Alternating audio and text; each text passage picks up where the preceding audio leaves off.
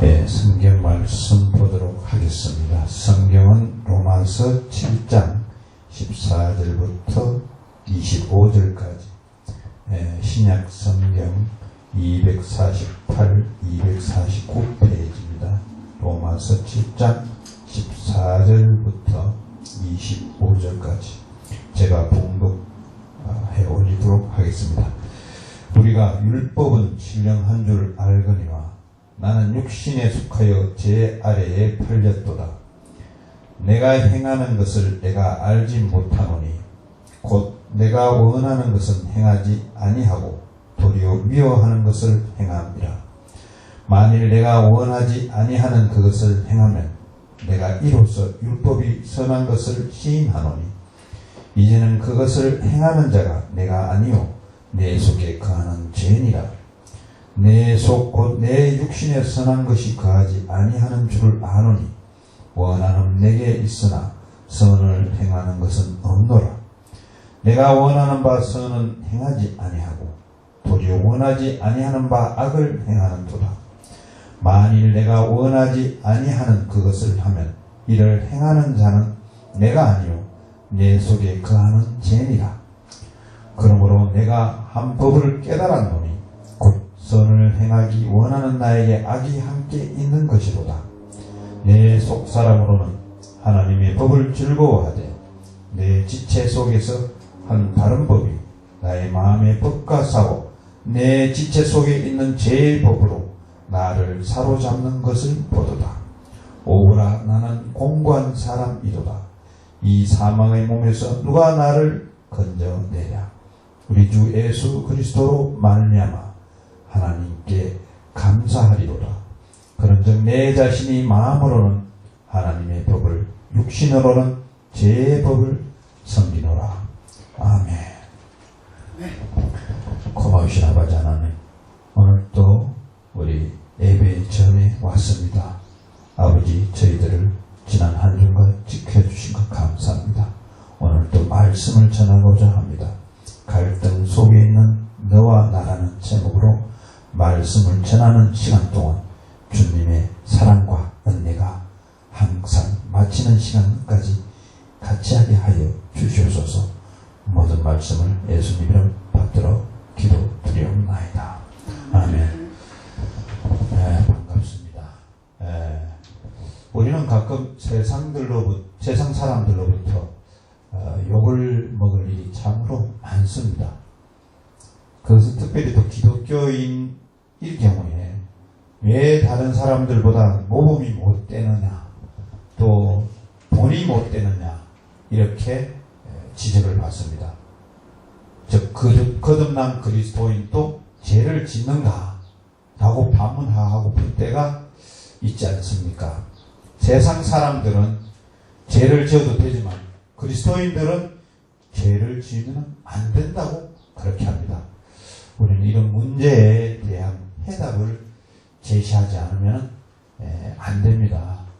우리가 가끔 죄 짓고 벌금을 내거나 또 유치장에 가거나 구치소에 가거나 이런 현실을 주변에 보고 있지 않습니까? 물론 세상 사는 동안에 지켜야 될 법을 지키지 못했기 때문에 그런 사례를 겪는 걸로 압니다. 오늘 그러한 그리스도인의 죄에 대해서 연약함을 또 알아보고 그 연약함에 대해서 우리가 한번 어떻게 해야 되느냐를 깨달아 봐야 되겠습니다. 바울 사도는 예수님을 믿음으로 거듭났습니다. 그러한 바울은 성령으로 거듭난 바울 자신의 본성에서 계속 선을 행하라는 그런 신호를 보냅니다. 그리고 바울도 그렇게 하기를 원하였던 것입니다. 그런데 실제로는 선 대신에 악을 행하고 말았습니다. 분명히 자신의 마음은 선을 원했는데 행동은 정반대로 하고 있었던 것입니다. 마음은 원이로되 타락한 본성이 남아있어서 바울을 이끌어가고 있었던 것입니다. 여러분들도 마음속에 마음과 행동이 같지 않을 때가 참 많지 않습니까? 우리가 과거에 한 장군을 보면은 신라의 명장 김유신 장군은 사랑하는 여인 청관녀가 있었는데 그녀는 무당의 딸이었습니다. 그럼 매번 김유신은 그 여자를 만나러 다녔습니다. 어느 날 그가 다니는 길과 그 습관에 익숙해진 말이 목이 베어지는 그날 또 말은 그녀의 집에 저절로 가고 있었습니다.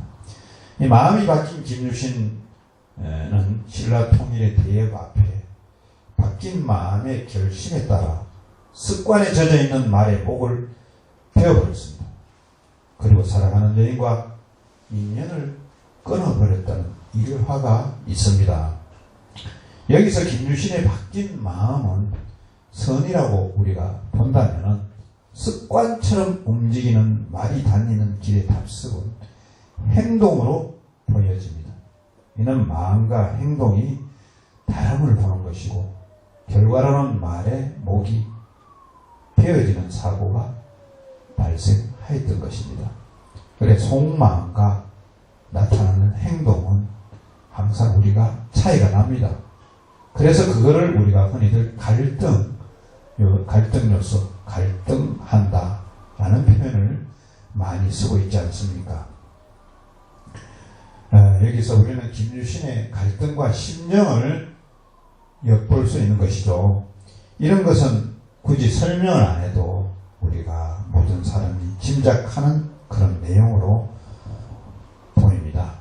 다시 돌아가서 바울은 마음의 소원과 현실 사이의 괴리를 찾아내고 많은 고민과 갈등을 느꼈습니다. 그래서 바울은 자신의 인간적 한계와 연약성을 고백하는 것입니다. 우리는 이 바울의 이 고백을 통해서 아무리 성숙한 신앙을 가진 성도라도 이 세상을 살 동안은 부끄러운 죄성에서 벗어날 수 없음을 알게 됩니다. 따라서 우리 안에 있는 죄성과 싸우는 그리스도인의 내적 갈등은 필연적입니다. 없을 수가 없다는 것이죠. 당연히 있는 것이라는 그런 말씀이다. 그렇지만 성도는 예수 안에 있을 때 죄의 속박에서 벗어나게 되는 영적 자유함이 있음을 압니다. 그리고 성령을 쫓아서 살 때에 육체의 소욕을 이루지 않는다는 것도 알게 되는 것입니다. 갈라디아서 5장 17절에 보면은 육체의 소욕은 성령을 거스리고 성령은 육체를 거스리나니 이 둘이 서로 대적함으로 너희가 원하는 것을 하지 못하게 하려 함이니라. 여기서 이 말에서 소욕은 욕망으로, 즉 육체의 소욕은 육체의 욕망으로 이렇게 표현이 됩니다. 바울은 믿음으로 갈등 속에서도 오직 믿음으로 소망을 갖고 인내할 수 있는 힘을 유지한 것입니다. 여러분들도 많은 사람들이 갈등 속에 있지 않습니까? 이 시간에도 또 앞으로 오는 순간에도 갈등은 계속 연속입니다. 그럴 때마다 우리는 믿음으로 무장하고 소망을 가지시고 인내하시는 우리 모두가 되어야 됩니다. 바울은 하나님의 법에 순종하고 싶어 했습니다.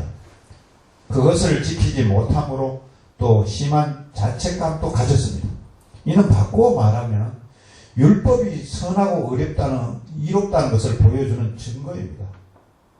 또한 바울은 지금 거듭난 자신 속에 어쩔 수 없는 죄의 성향이 계속 살아나고 있음을 고백하고 있는 것입니다.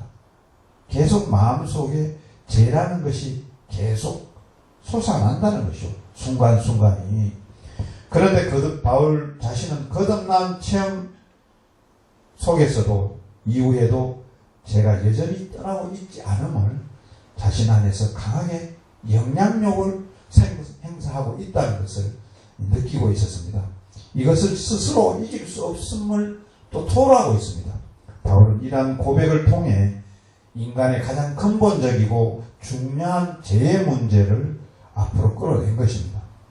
그리고 바울이 우리와 같이 갈등하고 있다는 사실을 있지 우리는 알고 있어야 됩니다.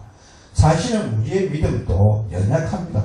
바울과 별 다름이 없고 바울과 같은 성민도 그러한데 우리가 감히 그렇지 않다고 우리는 더 도도하고 더 우리가 청빈해야 되고 클래식해야 된다는 것은 그 어느 도단이라고 이렇게 봅니다. 이것이 주는 이의는 참 큰 것입니다. 왜냐하면 바울은 현대에 사는 우리 기독교인들에게 기감이 되는 분이기 때문입니다. 바울 선생님도 이러하신데 감히 우리도 그럴 수 없다는 거죠. 그렇게 쉽게 바울 선생님을 초월할 수 없다는 거죠. 그런 것들을 우리는 위로로 삼는다는 것입니다. 여러분 한번 다시 되새겨 봅시다. 거듭난 그리스도인도 죄에 대해서는 연약함을 알아야 합니다. 연약함이 있습니다. 예. 그리스도인의 치열한 영적 싸움과 연약함에 관한 것은 거듭난 그리스도인들이 선을 행하고 싶은 마음이 간절하죠. 예. 착해야 되고 좋은 것만 해야 되고 바람직한 것만을 해야 되는 것이 그리스도인이 그런 마음이고 깊은 심정입니다. 그러나 그렇지 못할 때가 정말로 많습니다. 왜냐하면 인간의 속에는 선이 없기 때문이다. 선이. 다시 한번 이야기하면 내 속 곧 내 육신에 선한 것이 거하지 아니하는 줄 아노니 원함은 내게 있으나 선을 행하는 것은 없노라 라고 했습니다. 성령으로 거듭난 그리스도인이라면 선행을 원하는 것은 당연한 일입니다. 그러나 바울이 갈등했듯이 그리스도인은 자신이 원하는 선을 행치 않고 오히려 악을 행하고 있습니다. 20절 말씀에 이것은 자기 속에 역사하는 죄의 성향이기 때문입니다. 인간의 본성은 근본적으로 악합니다. 동양에는 성선설, 성악설, 이 중국에서 이렇게 주장하는 고대 도인들이라 그럴까 학자들이 많았지 않습니까? 그러나 우리 성경 안에서는 인간의 본성 근본적으로 악합니다. 따라서 비록 성화의 과정 속에 있는 성도라 할지라도 자기 욕심대로 살아온 악한 습관 때문에 선을 행할 때 의지적 결단이 부족합니다. 그래서 선을 행하지 못하고 악을 행하게 되고 마는 것입니다. 바울은 이렇게 선 대신 악을 행하는 주체가 자기 안에 있는 죄라고 고백합니다. 그런데 이 말은 보기에 따라서 비겁한 거죠. 비겁한 자기 합리화, 비겁한 자기 합리화의 책임 회피로 이렇게 들립니다. 이게 그것은 공색한 변명이 아니라 다만 성령을 따르지 않고 죄된 본성을 따라 행할 때 악을 행하게 된다는 것을 보여주려고 한 것입니다. 이렇게 거듭난 그리스도인 속에도 성을 행하는 마음과 악을 저지르는 소욕이 함께 자리 잡고 있습니다. 거듭난 속사람이 사모하는 것은 하나님의 법입니다. 그런데 내면에 또 다른 법이 존재합니다. 그것은 하나님의 법을 거스르며 사사건건 하나님의 법과 모순되는 죄의 법입니다. 그런데 육신을 통해 역사하는 죄의 소욕이 속사람과 다투어 결국 자신을 죄의 포로가 되도록 한다고 바울이 토로하고 있는 것입니다. 여기서 속사람이라는 것은 무엇이냐는 것이냐고 우리가 말씀을 정리하면 바울은 인간을 죄의 법에 속해 있는 그 사람과 영적인 속사람으로 구성된 것으로 보고 그 사람과 대조되는 영적인 심령을 표현하는 용어입니다. 이는 그 사람에 대한 새로운 사람, 육의 사람에 대한 영의 사람, 죄와 죽음과 멸망에서 해방되어 자유로운 사람인 것입니다. 바울은 자신이 비록 거듭난 그리스도이지만 죄의 영향에서 완전히 자유롭지 못함으로 공고한 사람이라고 탄식합니다. 자신의 내면이 서로 반대되는 두 법의 전쟁터가 되었으니 그 괴로움과 참담함은 많은 설명이 필요 없을 것입니다.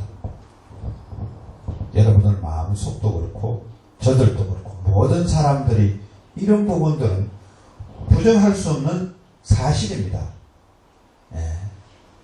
우리가 일을 할 적에 어떤 의사결정을 할 적에 정책 결정할 때 가끔은 마음속에서 그 논리를 파악해서 예스냐 노냐를 가르는 즉 프로세싱하는 과정을 거치고 또 그 결정을 하게 됩니다. 그래서 우선은 선이고 악을 떠나서 더 합리적인가 더 유리한가를 생각하게 하는 시간을 갖게 합니다. 저의 경우도 참 그럴 때가 많습니다. 어떤 결정을 할 적에 그 과정을 전부 한번 보고 내용을 분석하고 이거 두 가지 중에 양길을 가고 있을 때 한 가지를 채택해야 되는 그런 경우가 많습니다. 근데 그것이 잘못되면 악이 되고 그것이 잘 되면 선으로 가는데 그 채택이 잘못되면 악으로 가는 그런 과정을 많이 시행착오를 겪어왔지 않습니까? 때로는 그런 일 때문에 잠을 못 자는 일도 참으로 많고 저도 그렇지만 여러분들도 종종 그런 일을 겪는다고 봅니다. 본 내용에서는 죄의 여부 때문에 갈등을 표방하는 것이며 죄는 인간의 행복을 철저히 파괴하는 장보인이라서 누구든지 죄에서 벗어나지 못하면 이와 같은 고통에 처할 수밖에 없는 것입니다. 바울은 이와 같은 상황에서 빠져나오기 위해 누가 이 사망의 몸에서 자신을 건져내겠느냐 라고 절규하고 있었습니다. 이 외침은 아무도 건져낼 수 없다는 절망의 외침이 아니라 자신을 건져낼 수 있는 누군가가 있을 것이라는 기대를 가지고 외치는 탄식이었습니다. 이에 대한 대답은 로마서 7장 25절에 그 대답이 나와 있습니다. 구원에 대한 감사와 사함의 실체가 그 구절이 바로 대답인 것입니다. 바울은 하나님께 육체의 소유의 절망에서 구원할 것임을 믿었습니다. 그래서 바울은 자신이 받게 될 구원이 자신에게서가 아니라 하나님의 은혜로 이루어질 것을 알기에 하나님께 감사와 찬양을 드리고 있습니다. 예수께서는 바울의 운명을 좌우하는 주인이시기에 자신을 사망의 몸에서 건져내실 것을 믿었던 것입니다.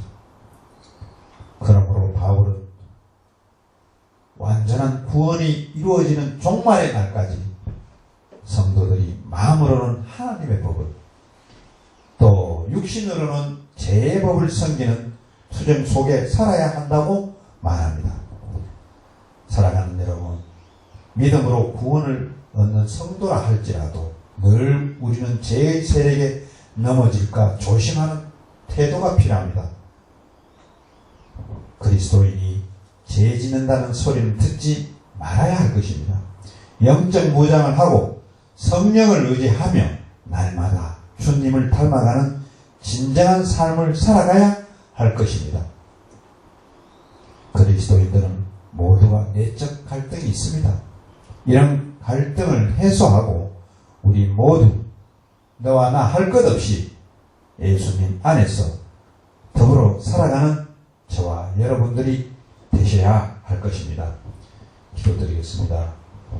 고마우신 아버지 하나님, 오늘 또 갈등 속에 있는 너와 나라는 제목으로 말씀을 전하였습니다. 저희들 마음속에 항상 복잡한 상황이 전개되고 있습니다. 또 여러분들도 똑같은 그런 사안이 전개되고 있습니다. 이런 갈등을 잘 조정하고 하나님과 가까이 갈 수 있는 아버지 지혜와 능력을 저희들에게 키워 주시옵소서. 오늘 우리가 영적 무장을 하고 성령을 우리가 의지하여 살아갈 수 있는 나날이 되게 하여 주시옵소서. 이 모든 말씀을 예수님을 받들어 기도드려 나이다. 아멘.